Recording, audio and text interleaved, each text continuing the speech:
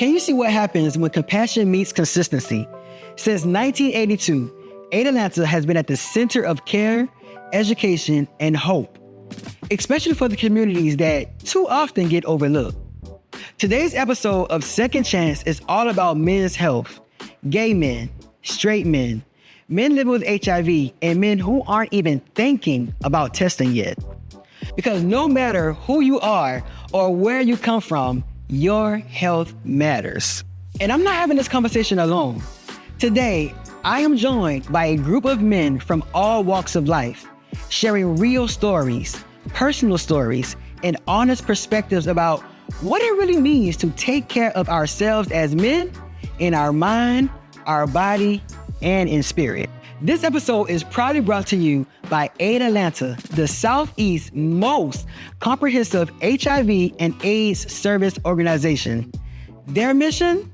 To reduce new HIV infections and improve the quality of life of its members and the community by breaking barriers and building community. They walk that mission every day, offering free HIV and STI screenings, PrEP access, case management, housing support, mental health care, and so much more. In 2024 alone, 12,944 members served, over 2,100 active PrEP clients, and 86% of members are virally suppressed. Let's not forget, about 85 of them are stably housed. As Executive Director Nicole Roebuck puts it, yes, medication saves lives, but AIDS Atlanta also strives to provide care that leaves a lasting impact on the human spirit. That's good, right? So let's go ahead and get started. Let's get into it and let's normalize this conversation. Also, let's take better care of ourselves. You don't have to do it alone. We can do it together. All right, so we're gonna go ahead and get into this conversation. Today we have Q, Josue, Tim, and Astro. How y'all doing? Wonderful. Good. Thankful to be here. Okay. So this is Men's Health Month, and in our community, all communities, I think that we don't really men does not take their health as serious as women. Will y'all agree? Yes. Y'all agree? Most definitely. Yeah. Okay. So what does taking care of your health means to each one of you right now in this season of your life? I guess I'll go first. So for me, being aware of my health is very important because I am getting a little older, even though I don't look like it. And the older you get, the more problems you have. So I want to be here. I want to, leave a legacy. I want to leave an impression. So I need to physically be here, be healthy, be happy in order to do that. Mm-hmm. So I have great relationships with my doctors, great relationships with my therapist, because as we know, mental health is just as important as physical health. And there was something that my godfather told me years ago about a car. He was a mechanic. Uh-huh. And he always told me, your car will always tell you what's wrong. You just have to listen to it. Right. And honestly, so will your body. So being in tune with your body when things don't feel right, making that phone call, going to the doctor, and that's what I try to do. So, yeah.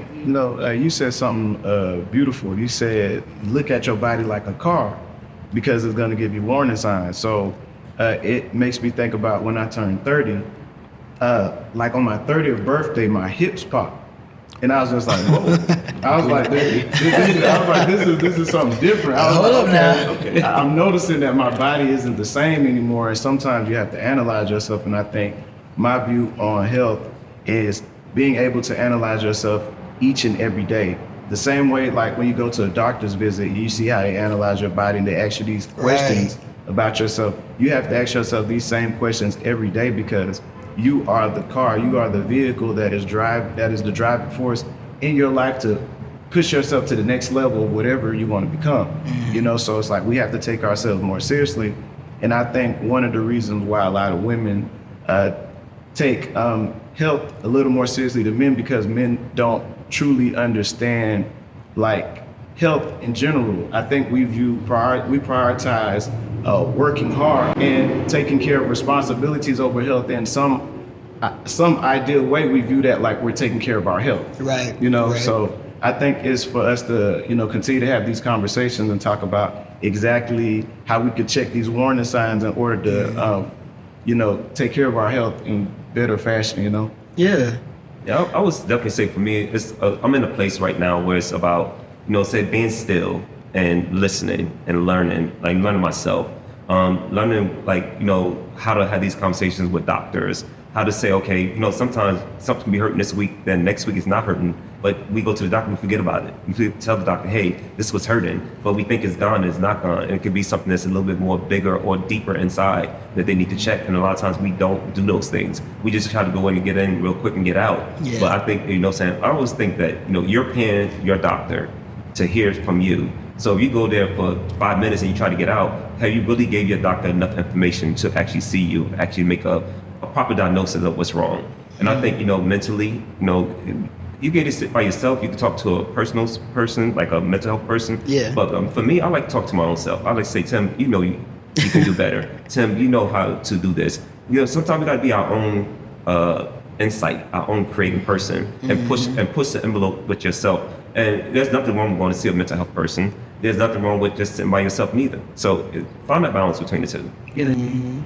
Yeah, I like everything that you guys have said. You know, it really is about being present and also honoring every step of it and every stage of it. I feel like in my past, a lot of times I would be so caught in the flow of just being busy, doing life, doing what I want, that if I see something small, I'm like, oh, I'll get back to it. Or if it grows or if it manifests more, I'll go and seek it. But now, like, I don't care. It could be the smallest thing. Like, I went to the doctor the other day. I'm like, I have dark circles. I think I'm low on iron. Like, check my blood, please. But they're like, you're good. But I'm like, I am at that level where it's like, I'm not letting anything pass by because the smallest thing can expand to something so big. So it really is being present, be intentional, and, you know, really just checking on every last thing. Yeah. Like, no matter what.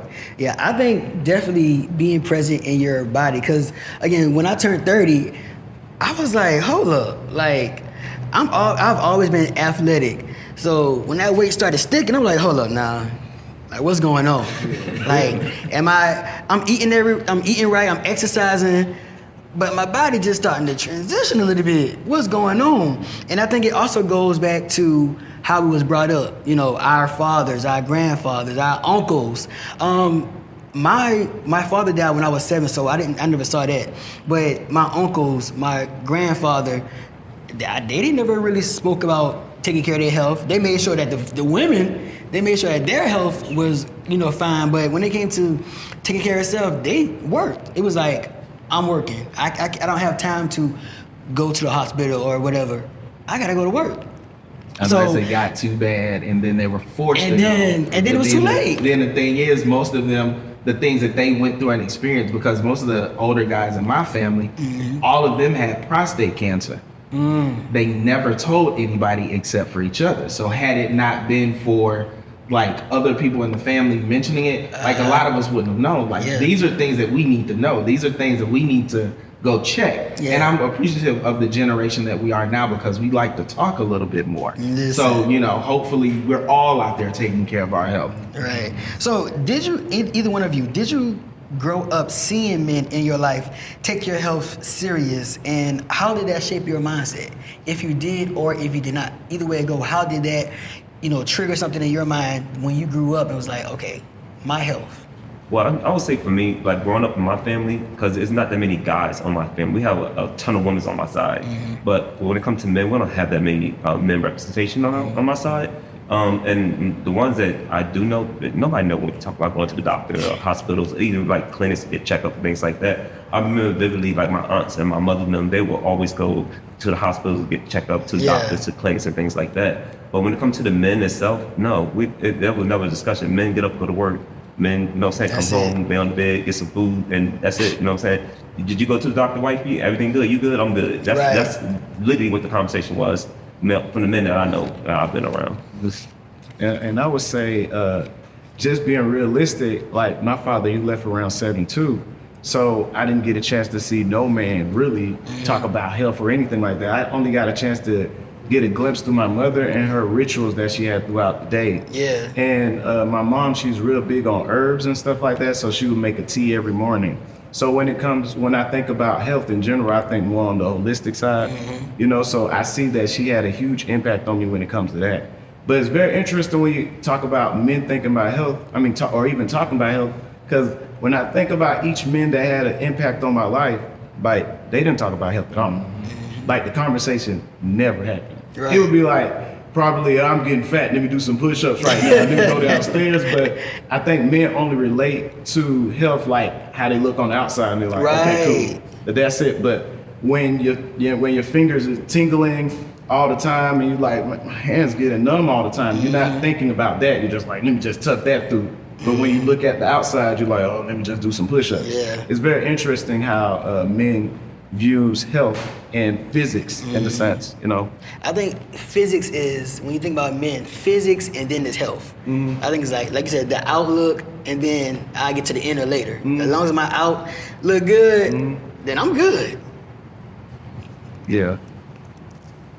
You looking like No, because I'm sitting here thinking, and I guess it has to do with like the masculinity that we're taught as a child. Like, that's one of the things that I was taught. You can't have a problem. You gotta be strong. Yeah. You know, if you got an emotion and you feel like crying, you know, you don't need to cry. Go in your room and things like that. And I feel like when it comes to health, if there is something wrong, then you're looked at, or you may feel weak, and that does not go in line with your level of masculinity that you're trying to present to people. Yeah. And the way that it makes me feel now, like, it sucks, but I feel bad for those people, the people that came before me, because you couldn't be your real, true, authentic self, because, you know, you couldn't express that you had a feeling, that you, you know, that you're not feeling well, that you got a little ache, a little pain, because now you feel that people are looking at you as less of a man. Nowadays,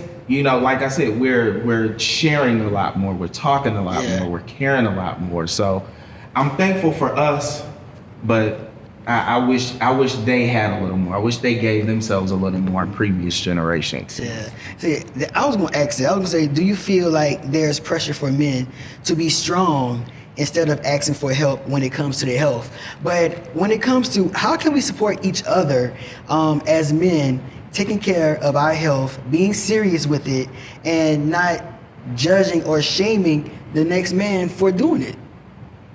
Creating spaces. Yeah, I would definitely say creative spaces. I would definitely say having those conversations with each other. Like, I think that, you know, we as men, we're strong. We're taught to be strong, I should say. But I think that, you know, when we get around our uncles and our grandparents and our grandfathers, stuff like that, they need to, or we need to embrace them and say, hey, we're in a different set of generation now. Right. We're talking more about our health being. We're talking more about our feelings. We're talking about more about who we are as people. And that doesn't mean necessarily that, you know what I'm saying, I'm going this way or going that way. It just means that I'm more influenced and more in touch with myself. And by the time we don't have those conversations, we don't have the chance to, especially in Black households, when, you know, you start to express yourself, then people start to look at you very differently. Like, oh, what's going on? Or what? Or you weak? Or the famous one is grow some balls. I'm like, well, that's the weakest part of the man. You know what I'm saying? So why would you even say that? You know what I'm saying? So it's just like those things. And, you know what I'm saying, how do we, as, you know what I'm saying, I would say the new generation that's coming up, how do we combat those things? You know what I'm saying? How do we have those conversations? Well, hey, yeah, I was talking about this back in the days, but now we're talking about our sexual health.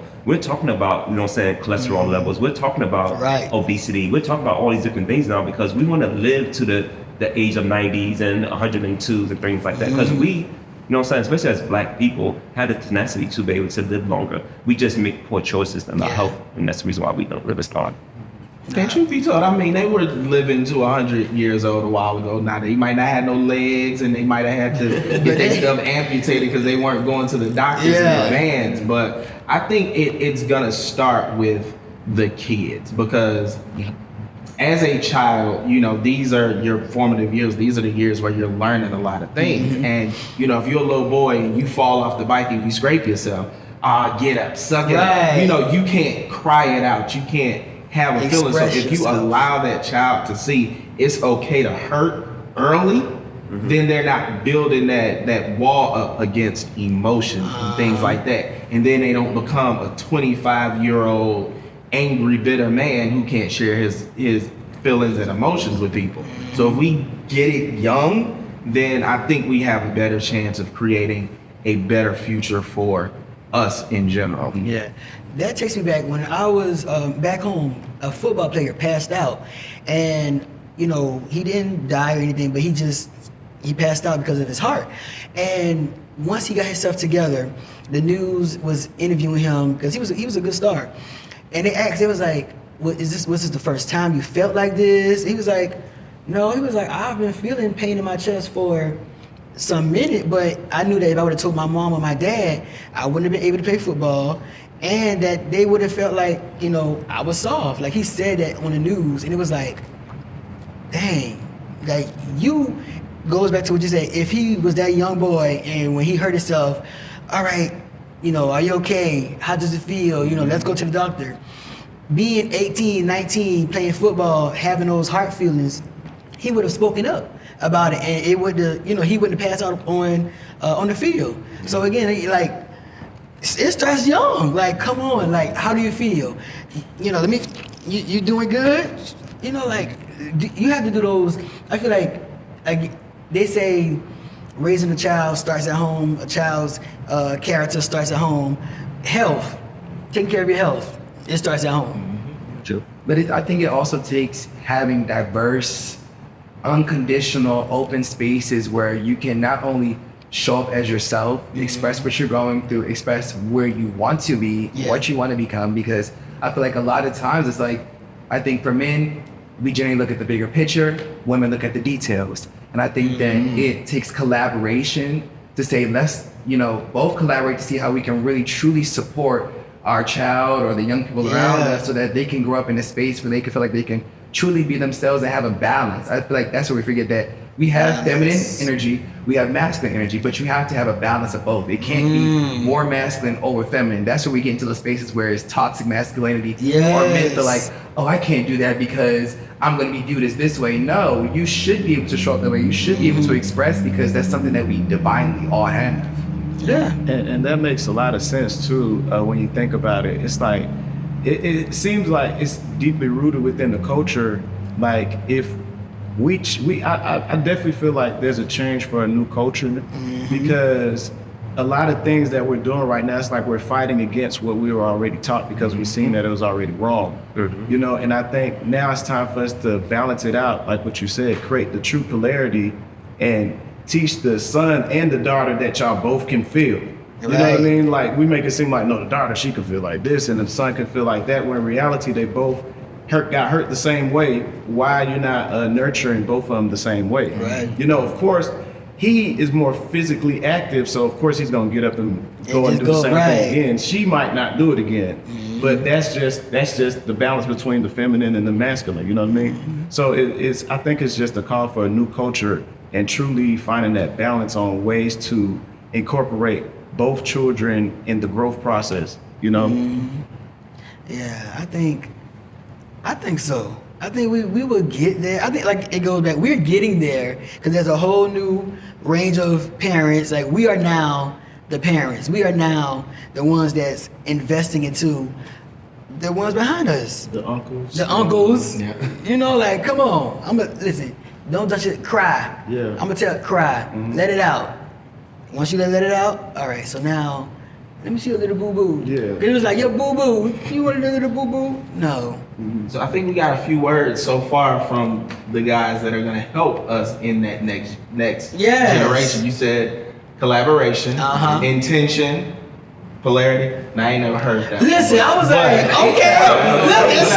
It's stuck. I was like, okay. Right. So, of course, this episode is sponsored by Atlanta. So, definitely want to talk about sexual health. So, what does sexual health look like for you in practice when it comes to testing, protection, conversation with partners, and conversation with your friends? The world is a little different. The dating scene is a little crazy. You know, things are on the rise. It's syphilis, it's HIV, it's gonorrhea, and chlamydia. So having the opportunity to work in a place like this, you see a lot of things firsthand. When I was working in the testing side, the wellness side, I had the opportunity to hear a lot of stories. Truth be told, those stories scared me. Listen. Understanding though that people are really out here and they're doing the things that they're doing, and it's no problem with that, but there's a responsibility that you have not only to your partners, but it's a responsibility that you have to yourself. Just like we said, you got to be in tune with your physical health. Like sexual health is important as well. Yeah. You don't want to walk around here, giving things to individuals when there are resources out here that allow you to be the best version of yourself physically, mentally, emotionally, and sexually. Mm-hmm. Yeah, I would definitely say that it's in an era where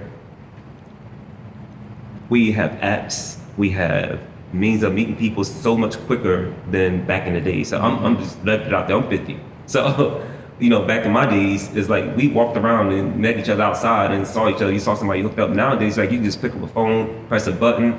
5 minutes later, somebody walking to your doorstep. You know what I'm saying? You know what I'm saying? It's literally that easy. And I think that because of those microwave poppable things happen, I think that our STDs is on the rise. Everything is on the rise because people are just having more than one partner. And sometimes it's like 5 or 6 partners a day. And then I can tell people like this, like, don't stop doing what you're doing. Just try to reduce it. You want to have fun? Go out and have fun. Sex is great. You know what I'm saying? It was meant to have. You know what I'm saying? But I think that we misuse sex. And I think people confuse sex with love, and then they can confuse love with the one, you know what I'm saying? And then I think we have all these different emotions because we're feeling different things from different people. And then you can also feel something from this person, like, yeah, I don't really like that. You feel something from this person, say, yeah, I love this. And then you try to find that in other people, and it don't happen, then we, you know what I'm saying, a little bit destroyed because it don't happen the way that we need it to happen. And I think a lot of times that, people, and even our growing up, you know what I'm saying, we seeing our great uncles, you know what I'm saying, having several girlfriends, having several boyfriends, or whatever the case may be. So we think in our mind, we supposed to have several girlfriends and several boyfriends too. And then, we look at our grandparents, you know what I'm saying, they only have one partner, you know what I'm saying, and they have 15 kids with this one person, Nowadays, you know what I'm saying, we're having 15 kids by 15 different people. So the time has changed. And I think that the more people that you invite into the fold, the higher our chances are to become affected with chlamydia, gonorrhea, syphilis, herpes, HIV, all these different things that we don't necessarily think about. When we look at a person, we think of, damn, I just want to feel the love from this person. I just want to feel that moment where somebody sees me and I see them, and we encapsulate with each other. But we don't think about all the consequences that can happen after that encapsulation happens, Then when that person's gone on by their lives, and 3 days later you feel like, you know what I'm saying, your dick hurting or your booty hurting or your throat sore, and you don't know why. And it's because y'all didn't come to the clinic first. Y'all didn't come to do the diligence of making sure that everything was good before you jumped into bed with each other. And then we do the blame game. Oh, you're not taking care of yourself. Or you out here fucking this person. You out here doing this. And it's not even that. The person might not even know they had it. You know what I'm saying? And a lot of times, especially when you're dealing with females, and females don't necessarily know they have chlamydia or gonorrhea unless a male come back and tell them, hey, this is going on, because their anatomy is different. And they, you know what I'm saying, and it could be lied dormitory in them for a while before they actually, peek their head and say this and this is going on. And the same thing with men. You having anal sex and things like that, you're not gonna know that something's going back there unless you come and get checked. You know what I'm saying? Or unless it's really to a point that's really bad, and you start to do, I guess, bleed or hemorrhaging or something like that. Then you go in and check. But I always tell people, even after every routine, every practice, especially if it's not your normal person that you do it with, you probably should try to get a STI testing. And then if you can wait those 5 days, 7 days, or whatever, hold hands in the park or do something. You know what I'm saying? Just wait until you know it's clear. Because, you know what I'm saying, and then if the person do come back with something, y'all had the opportunity to talk about that, get them treated, and then figure out how y'all gonna move forward with each other. And a lot of times those conversations don't happen. And we try to reverse the strips and have these conversations after the fact and point blame, where we should have did our own due diligence, because you have your one soul, your one mind, your one body, and only but you have that, and only but you can take care of it. The next person, they're just trying to get what they need to get. You know what I'm saying? So we need to look at everybody as that. Like, yeah, you can tell me this, but I don't know this, because we haven't went to these different spots to make sure that, hey, you are HIV negative. And then if everything come back negative, then y'all can talk about, hey, how do we move forward safely? You know what I'm saying? There's things out there, PrEP, you got, you know what I'm saying, condom usage, you know what I'm saying? All these different things you can use to protect yourself in the process.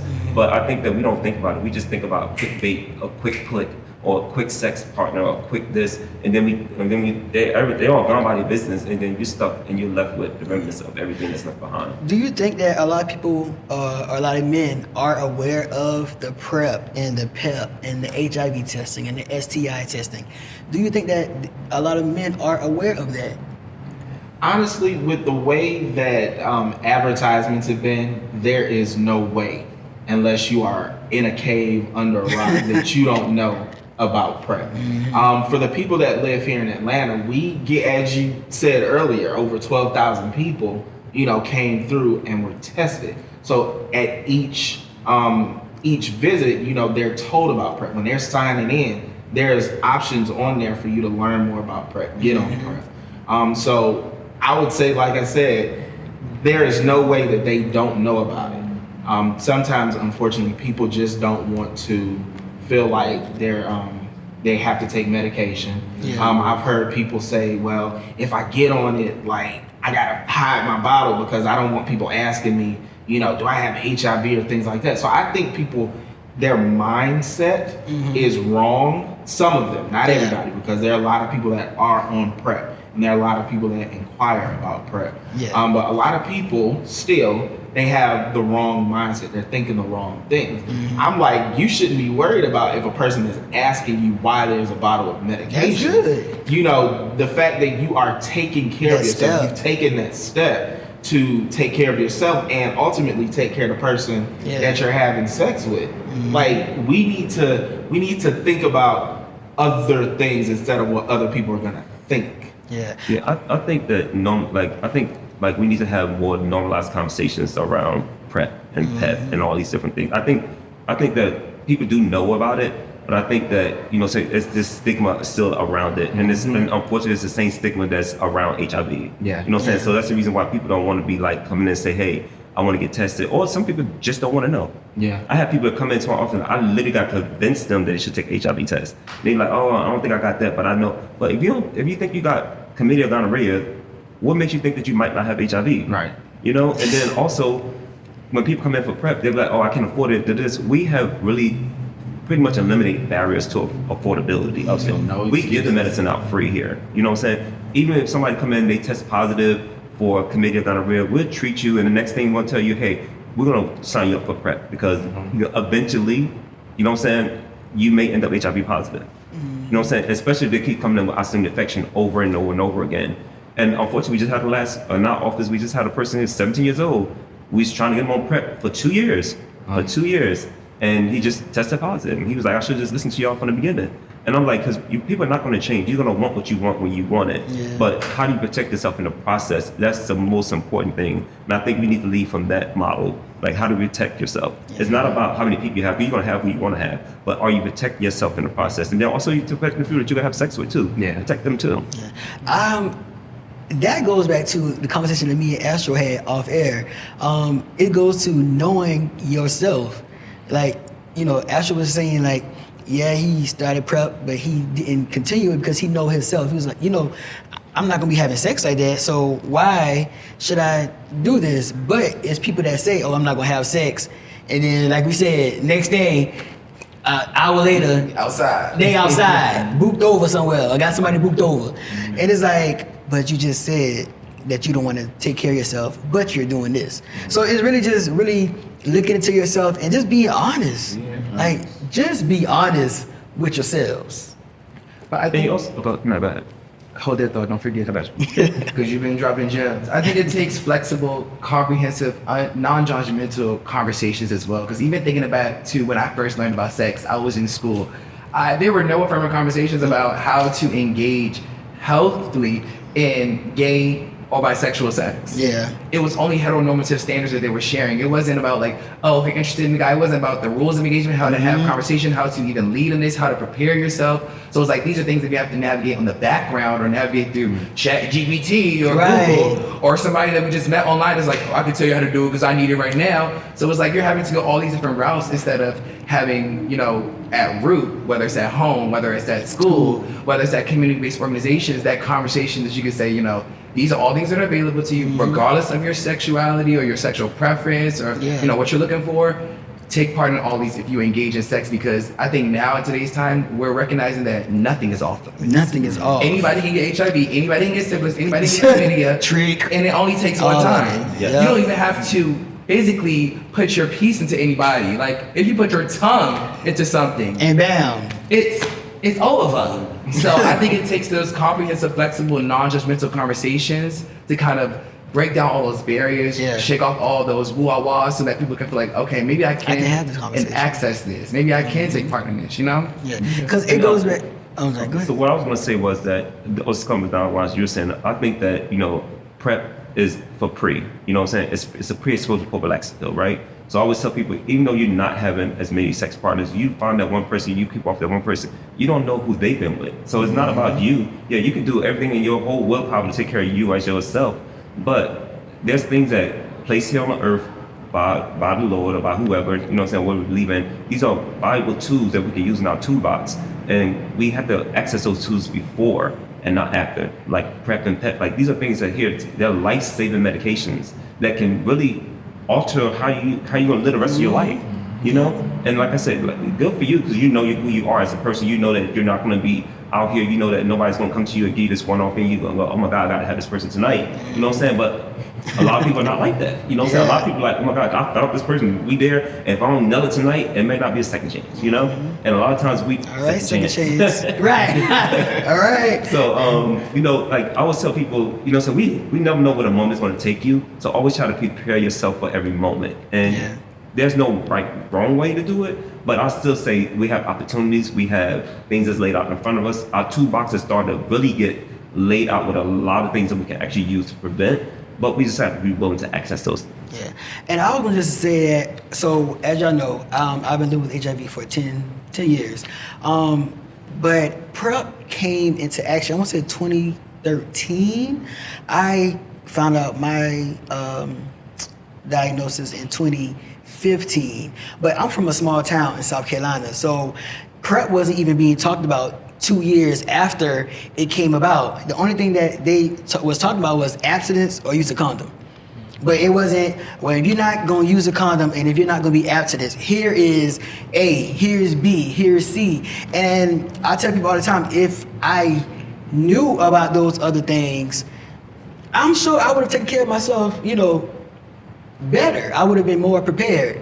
But yeah, so I just say that just to go back to just in these small communities, I'm glad it's now on TV, it's on Facebook, Instagram, because I actually got tested because one night I was on Facebook and an HIV ad came up and I was like, well, I'm having this symptom. And I told my partner at the time, and I was like, I think I want to go get tested because I'm having these symptoms that I just saw on the Facebook ad. And when I went, that's when, I was like, but it's just putting it in front. And I think that AIDS Atlanta does a good thing of putting it in the front of Atlanteans, however you say it. ATLians, yes. So how would you individually continue to put it in the forefront, whether it's in your family, your friends, your partners, about testing? So, I mean, for me, when I was working in the wellness side, like it was pretty easy because you came in there for testing. Mm-hmm. A lot of times, as we said earlier, people only want to focus on what they want to focus on. Yeah. They may come in because they have a symptom and that's all they want to focus on. But there's a lot that could be going on in your body. You just need to know about it. So if you're here for testing for gonorrhea or chlamydia, why not get a test for syphilis? Why not get a test for HIV? It's good. It's better to know than not to know. And it kind of goes back maybe to what you were saying earlier as far as when it came to your status. You went and you got tested and that's how you found out. However, it's everybody's responsibility to, just like we need to know what's going on with our body, quite often there are times when people go out and they're preparing to have sex, but they know they leaking. They know it burns when you pee. Something is not right. But because you are in a selfish space where you're only focusing on yourself, you're exposing somebody else. So we all have a responsibility not only to ourselves, but to the next person, so we don't go out here and continue to spread things that are easily treatable, easily preventable. So for me, when it comes to friends and conversations, truth be told, I have friends that are very, very sexually active, and we have these conversations a lot of times, and they all know where we work. But the good thing is they know what's going on. They pay attention to the ads. They're receptive to the conversation. So what did they say on pressure? Each one, teach one. Teach one. So if I know what's going on, then I'm going to teach you about what's going on. Hopefully you teach somebody else about what's going on. And we let everybody know the resources that are available, because truth be told, at some point or another, we all may end up needing them. Absolutely. So it's not, what is it, gatekeeping? Gatekeeping. Where you Right. hold all the Don't information back gatekeep to the yourself. health information. Get information to people. It's Listen, there for all pass of it us. along. And I was just say for me as a community person, as a community worker for Aid Atlanta and the Mitigation Network, I'm actually out in the community talking to people about PrEP, HIV testing. So I'm not planning hours. We just opened up a new location at Ansley that's after hours, things like that. I think it's like people said earlier, it's definitely enough information. I think that some things we can change about the information is making it a little bit more straight focused too, and a little bit more female focused. I think we put a heavy focus on Black gay men and Latino men, but I think that now that the net is opening and people are starting to be more sexual with more than just males and females. They having like 3 partners at one time, all living together, pansexual, asexual, asexual, all these different types of sexuals that they're having. But how are we educating them to have these upfront conversations before they get into the bedroom? I think like those things that we do, like our PrEP and prevention rounds that we did before, I think that was a good way to get people introduced to PrEP. It's like we have to think of innovative ways that we can get this information out to the communities. And it just can't be the old thing, oh, come into my office, let me tell you about this, get some pamphlet. Like that doesn't work anymore. I think that, it's a small population where it can work for, but I think that we're now more hands-on incitement, engagement, come to this event, learn more, and we have to make it interesting. We have to make things in place that people want to go to. And also we have to do things like this weekend, we're hosting a PrEP brunch this weekend. And I think that that is where we need to be at. We need to think about how do we bring people together. We know how to engage with Black folks. Black folks love to eat, we love to drink, we love to have a good time. Why not have food and drinks there and then hit them with the educational part? Young people, they like to do things, they like to do sipping paints, they like to do those things. Why not have something that's, hey, we're gonna have this painting thing. Even if you gotta bend the truth a little bit just to get the people in the room, that's okay. I'm okay with that. Because at the end of the day, I have fed you mentally and gave you the education that you need to be able to move forward. And I think that, agencies, including our agency here, sometimes we need to just get our own way and allow people to actually do work in community, to actually do the work, and sit back and see what the results are. Because a lot of times, we're in the office and we're fighting and pushing, but we know what's right, we know what needs to be seen and what needs to be done in our community, but the agency itself be like, oh, well, I think we should pump it this way, stop it this way, and do it this way. And I'm like, well, now you're pulling out pieces and it's not the original thing that we actually supposed to start with. So I thank God that, my agency has finally come around the bush 3-4 years ago, and they give me the free autonomy to do the things that I think that's needed for the community. So I definitely appreciate that. If you could send one health message to a young man of color coming up behind you, what would it be? I would say just fall in love with truth. As a man, if a man falls in love with truth, he won't be able to stumble or fall because he's going to be honest with every decision that he makes, and he'll be very disciplined with the decision he makes too. It's deep. I like that. Ask for what you need. Ask for what you need, and also don't say, just because I got this thing off, I'm good. Ask equitably for what you need. Knock everything off the list, because that's what community resources are for. HIV prevention doesn't just stop and end at that. It's also housing, and homelessness prevention. It's about food security. It's about, mental health. It all is connected. And even if you think of, those young people or anybody in survival mode, they may not even be able to think or consider these other things. So honor everything that you need. Get all the resources. You're not being greedy. Get what you need. Right. You're not being greedy. Remind me not to go after Astro no more, because my food's gonna be just a little simple. It was just, mine honestly would be, your feelings matter and so do you. Whether it's emotional, whether it's mental, whether it's physical. Lean into those feelings. If you feel something and it does not feel right, if you feel something and it feels good, explore those feelings and do what you need to do in order to get to the next space to be the best version of yourself. So remember, your feelings matter, and so do you. And for me, I always tell people, man, everybody in this office would tell you, I say the same thing all the time. Like, you only got one soul, one mind, one body. You can't unzip it, put on the shelf, put on a new one. So whatever you do to that body, that soul, that mind, you gotta live with it. And only what you can make the difference in your life. So choose wisely, make better choices, care about yourself more than you care about the next person, because at the end of the day, you only have yourself. Listen, men, y'all got it all today. I mean, there should not be any thought of why I should not take care of my health today. After this episode, you all should be running and telling your friends and all your male friends, like, yo, let's take seriously care of our health.